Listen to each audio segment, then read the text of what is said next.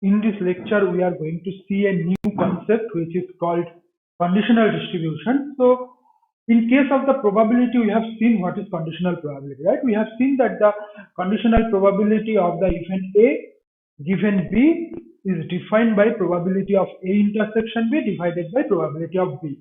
And to define in this way, obviously, I need that probability of B is strictly greater than 0.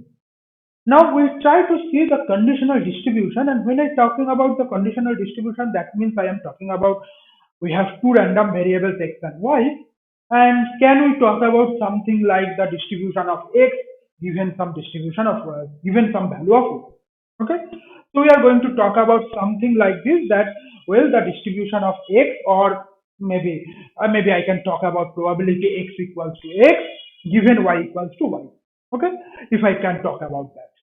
So this now we are, as we have done in all the cases, we are basically going to see this kind of structure, this conditional probability structure, in case of the discrete random variable and in case of the continuous random vector separately. Okay, so in case of the discrete random vector and continuous random vector, we will see the conditional probability separately. So let us start with discrete random vector. So for the discrete random vector, as I said, we are going to basically try to talk about something of the form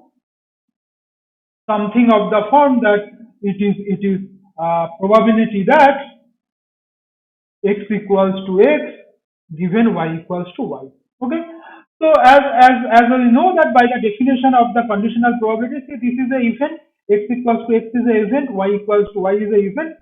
So using that one, it is nothing but probability that x equals to x, y equals to y, probability of a given b equals to probability of a intersection b divided by probability of b. Okay. Obviously, to define it in this way, I need that probability of y equals to y has to be greater than 0. Okay. So in case of the discrete random variable, we know this quantity is greater than 0 if small y belongs to sy. So when x and y are discrete random vector, when x y is a discrete random vector, then I can talk about this probability if and only if this y belongs to the support of y.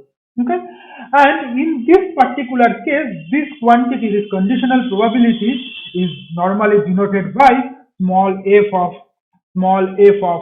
x given y at the point x given y, and this quantity is defined by this. Note that the numerator is basically nothing but probability that x equals to x, y equals to y, and the denominator is nothing but probability y equals to y. Okay, so so the definition goes like this: let x and y be a discrete random vector with joint PMF f xy. Suppose that the marginal PMF of y is small fy, the conditional PMF of x given y equals to y is defined by this, provided that f of y strictly greater than 0. Okay, so the conditional PMF, the definition of the conditional PMF for a discrete random vector is directly taken from the conditional probability. Okay, so in this case, I am trying to talk about that probability that capital X equals to small x given capital Y equals to small y. And that is, as we know, that is basically nothing but of this form, that probability x equals to x, comma y equals to y divided by probability y equals to y. And this quantity in our notation is xy, x comma y divided by f of y at the point y. Obviously, I need that this condition has to be true. Okay, I need that this condition has to be true. Otherwise, that conditional probability is not defined, and this conditional probability is called the probability mass function of x given y. Again, you notice that when I try to write the probability, I am talking about the probability mass function. That basically means that I need to define it for all x. Okay, y is something fixed in the support of y, but I need to define it for all x. Okay, clear? So now,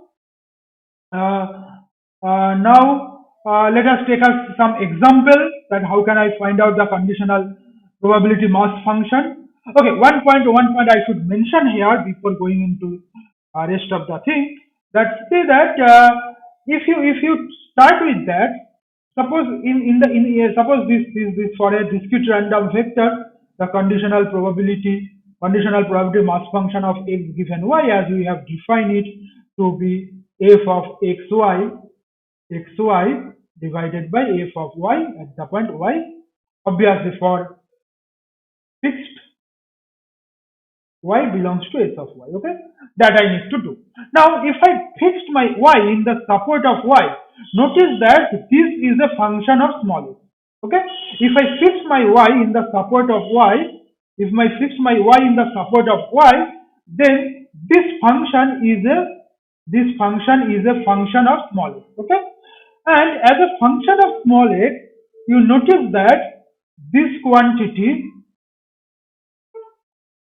is always greater than equals to 0 for all x belongs to R, because denominator is strictly greater than 0, numerator is greater than equals to 0. So the ratio is always greater than equals to 0. Okay. And the second point, moreover, you see that if you think of this set D, suppose, which is x belongs to R, such that f of x given y at the point x given y is strictly greater than 0. Now you notice that this set is basically a subset of which set? A subset of the support of x. Okay, this set is basically a subset of support of x, and naturally that means that D is countable. Okay, so D is countable, at most countable.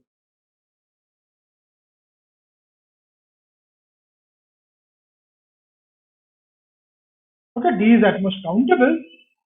And the next thing is that if I take the sum that x belongs to D of f of x given y at the point x given y, which is basically summation f of xy x comma y divided by f of y at the point y, which is nothing but notice that there is no x here, so this will comes out of the summation sign, and then I have to take the summation of the joint PMF over x. Okay, summation of the joint PMF over x, and if I take the summation of the joint PMF over x, that gives us the marginal PMF of y. So that means the numerator turns out to be f of y, denominator is f of y, which turns out to be 1. So that means that for fixed y, this function is basically a PMF. So this is a PMF for fixed y belongs to s of y. That is basically for any fixed y in s of y. Okay, so that's why basically this function is called that conditional probability mass function, because this function actually gives us a probability mass function for fixed y. Okay, and the conditional thing we have added because in this case for given value of small y, I am finding out what is the probability that x equals to x. Okay, clear? Fine. So that's why this function is called conditional probability mass function of x given y, when x and y are jointly discrete random vector with some probability, joint probability mass function. Okay, so let us take some example. So first, this example actually I am talking about x1 and x2 are two Poisson random variables with parameter lambda1 and lambda2 respectively, and we also assume that lambda x1 or x2 are independent. And suppose we try to find out what is the conditional PMF of x1 given x1 plus x2. Okay, so notice that the conditional PMF of x1 given x1 plus x2 equals to y only going to exist or only going to define if this y belongs to the support of x1 plus x2. So that means, so I try to write the conditional PMF of x1 given x1 plus x2 at the point x given y is using this formula, using this ratio. It is the joint density function or joint probability mass function of x1 and x1 plus x2 at the point x and y respectively, divided by marginal probability mass function of x1 plus x2 given at the point y. Okay, and this y has to be in the support of x1 plus x2. So for that, first we need what is the distribution of x1 plus x2. And we have already seen in example 3.9 that the distribution of x1 plus x2 is again Poisson with parameter lambda1 plus lambda2. And what is the support of a Poisson distribution? Support of a Poisson distribution is all non-negative integers. Okay. So the support of x1 plus x2 is basically this set S, and this conditional PMF is only defined if this y belongs to this set. Okay. So the conditional PMF of x1 given x1 plus x2 equals to y is defined for all y belongs to S, and in this case that quantity for y belongs to this set, this conditional PMF is defined by this ratio, and this quantity using the definition of the joint probability mass function is that the numerator is x1 equals to x and x1 plus x2 equals to y, and the denominator is basically sum is y. Now you see that x1 equals to x and x1 plus x2 equals to y can occur if x1 is x and x2 equals to y minus x. Okay, so x1 equals to x and x1 plus x2 equals to y occur if and only if x1 equals to x and x2 equals to y minus x. That's why the probability that x1 equals to x and x1 plus x2 equals to y is same as probability that x1 equals to x and x2 equals to y minus x. Now I know that x1 or x2 are independent, that assumption we have taken.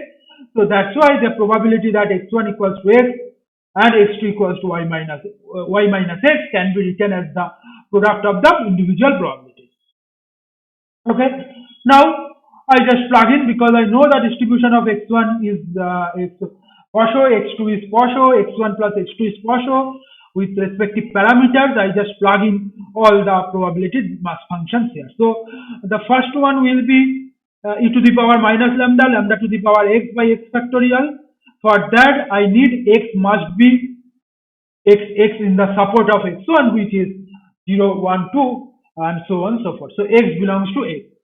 Next, that x2 again Poisson, so I can write in this manner, but for that, I need y minus x is a non-negative integer. Okay, y minus x is a non-negative integer, x is a non-negative integer. That means that x can take values 0 to y in this case. Okay, and y is basically, and the denominator is basically nothing but this one. If y is not in this set, that means either x is not a non-negative integer or y minus x is not a non-negative integer. So in that case, either the first probability is 0 or the second probability is 0. That gives me this ratio is 0. Okay. Then just simplify it, that e to the power term cancels out. The rest of the part you can write as y factorial divided by x factorial into y minus x factorial, which give you yc x factor. Then I just club lambda 1 from here along with lambda 1 plus lambda 2 to the power x from here. The rest of the thing go with lambda 2, so that part here. So finally I got that probability mass function, the conditional probability mass function of x1 at the point x given x1 plus x2 at the point y is given by this quantity. And notice that this is basically the PMF of a binomial distribution. So the conditional probability, the conditional distribution of x1 given x1 plus x2 equals to y follow a binomial distribution with parameter n equals to y and p equals to lambda 1 divided by lambda 1 plus lambda 2.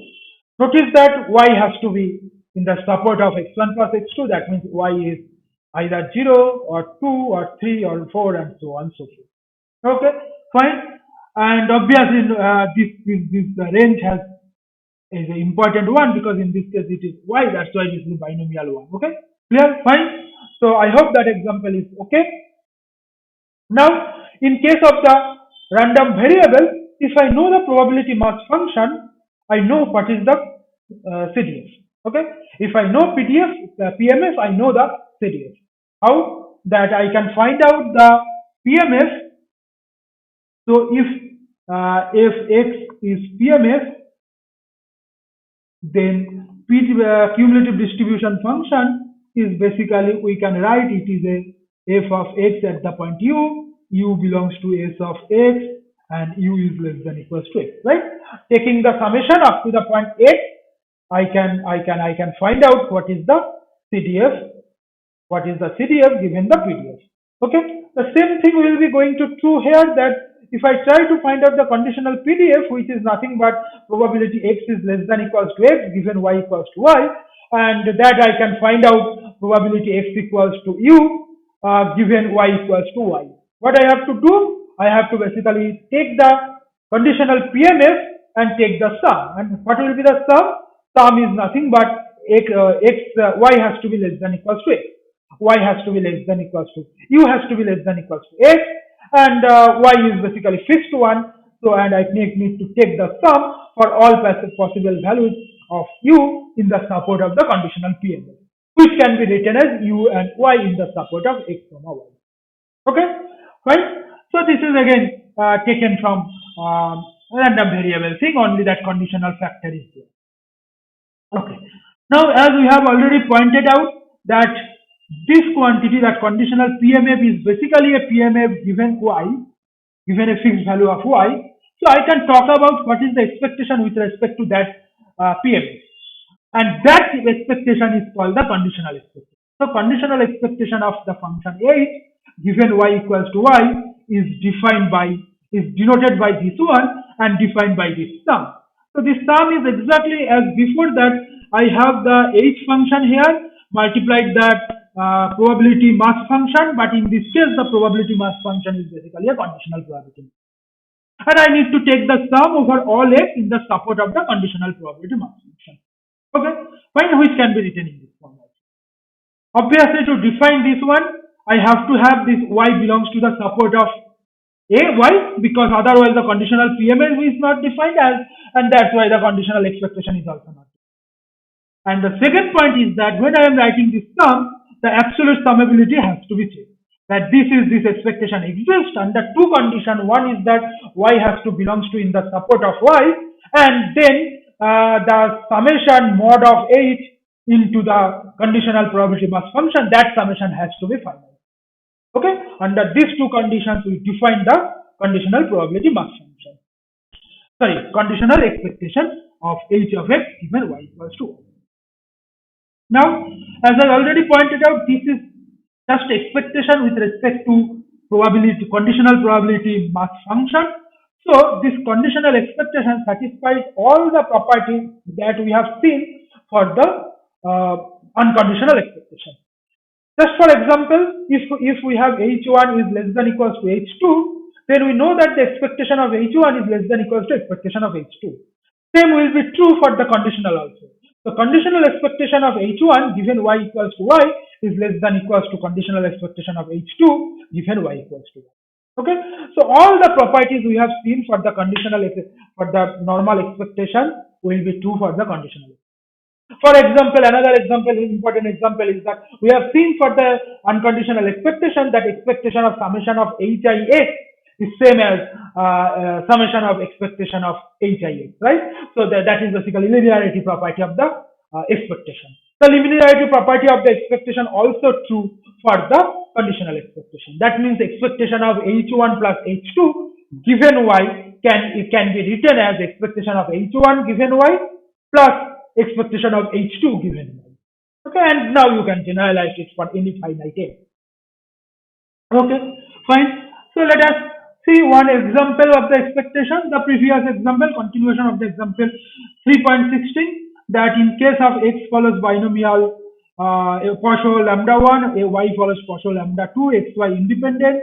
We have seen that x given x plus y equals to n has a binomial distribution with parameter n and lambda 1 by lambda 1 plus lambda 2, and n has to be one of in the support of x1 plus x2, sorry, x plus y. That means n has to be one value from the set 0, 1, 2 and so on and so forth. So now if I try to find out what is the conditional expectation of x given x1 plus x2, that is nothing but, because of the binomial distribution, that is nothing but np. So in this case, n times lambda 1 by lambda 1 plus x. Okay, so in this setup, when x follows posho 1, y follows posho 2, x1 and x2 are independent, the conditional expectation of x given x1 plus x2 is nothing but n times lambda 1 divided by lambda 1 plus lambda 2. Okay, let us take another example. Suppose that a system has n components. Suppose that on a rainy day, component I functions with probability pi. Okay, so on a rainy day, given today is a rainy day, the ith component will work with probability pi. Assume that the component works independently. So this is obviously a hypothetical example, hypothetical assumption. Most of the cases this is not true, but for simplicity, suppose each component works independently. Okay, so that basically means that failure of the one component does not impact the load or failure of the other component. Okay, and in this case we want to calculate what is the conditional expected number of components that will function tomorrow, given that it will be a rainy day tomorrow. Okay, so that means if tomorrow it rains, what is the probability, what is the expected number of components that will going to work tomorrow? Okay, so let us do this problem in this way with standard thing we have used previously also. So basically, I need to count. I need to count how many component going to work tomorrow. Okay, and one of the easiest way to count to talk about the indicator random as we have done earlier. So xi we define as 1 if the component I functions tomorrow and it is 0 otherwise. And y is the indicator random variable that tomorrow rains. So what we need to find out? We need to find out what is the expected number of, what is the expectation of the number of components given tomorrow is rain. Okay, tomorrow it rains tomorrow. So that means I need to find out what is the expectation of summation of xi, because summation of xi is the number of components that work tomorrow. Given tomorrow it will be raining tomorrow, so that means y equals to 1. So I need to find out this conditional expectation of summation xi given y equals to 1. Now, as I already pointed out, the linearity property will hold true. So this summation comes out of the expectation, and I have that this expectation can be written as the summation expectation of xi given y equals to 1. So I need to find out this conditional expectation. So let us try to find this one. So to this one, what I try to need to do first, I need to find out what is the conditional probability mass function of xi given y equals to 1. So xi can take value 1 or 0. Okay, xi can take value 1 or 0. So we are talking about example 3.18. Okay, so xi can take two values, and I need to find out what is the conditional probability of at the point x given y is 1. So this is by definition probability xi equals to x, y equals to 1 divided by probability that y equals to 1, right? And this quantity, actually I do not need to write in this manner. Because this probability exactly given to me. So basically, if my x is equals to 1, that means that tomorrow the ith component works tomorrow. Okay, given it is ready. So in the example, it is given that assume that we want to find. Okay, suppose on a rainy day the component I works with probability pi. So that means given tomorrow is a rainy day, the probability that ith component works is pi. So that means that this probability is exactly equals to pi, because this is the conditional probability. Okay, tomorrow it is raining, y equals to 1 means tomorrow it will be raining under the condition that xi equals to 1. So this is pi, and it will be 1 minus pi if x equals to 0, and it will be 0 otherwise. Okay, so this is the conditional PMF. And now if I try to find out what is the expectation of xi given y equals to 1, that is basically the expectation with respect to this conditional PMF. That means 1 multiplied by Pi plus 0 multiplied by 1 minus Pi. So this will give me this probability, that conditional expectation is Pi, which is basically the conditional probability of xi equals to 1 given y equals to 1. Now, once I have this one, I can write what is the expected number of items, that will expected number of components that will going to work tomorrow. Given tomorrow it will be raining, is nothing but summation of probability Pi. Okay, clear?